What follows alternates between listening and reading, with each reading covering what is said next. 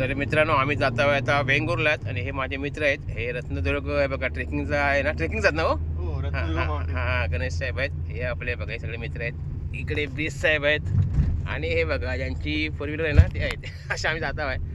तर सांगायचा मुद्दा होतो राजकारणाचा आमचं चालू होतो की मी म्हटलं राजकारणात काय केलं पोरं हल्ली ना अशी फिरतात ना की काय विचारू नका, म्हणजे आपलं सगळं वेळ फुकट घालवतात. तुमचं काय म्हणणं आहे हो गणेश साहेब त्या ह्याच्यावर? माझं म्हणणं असं आहे, वयाची जी 20व्या पासून 30 पर्यंत जे वय आपण आपल्या फॅमिलीसाठी आणि आपल्या करिअरसाठी बरोबर मार्गी लावायचे असतात, त्यामध्ये आपलं डेडिकेशन असतं. म्हणजे त्या वयात आपण जे ठरवतो ते आपण उद्दिष्ट पूर्ण करतो. बरोबर. ते जर तुम्ही वय डेडिकेशन वालं तुम्ही त्या वयात तेच काम केलं तर तुम्हाला पुढे जाण्याच्या जास्त संधी असतात. आणि ते जर तुम्ही राजकारणाच्या मागे त्यांच्या चादरी आणि त्यांच्या सतरंजा उचलण्यात घालवलात बरोबर तुम्ही मागे राहता.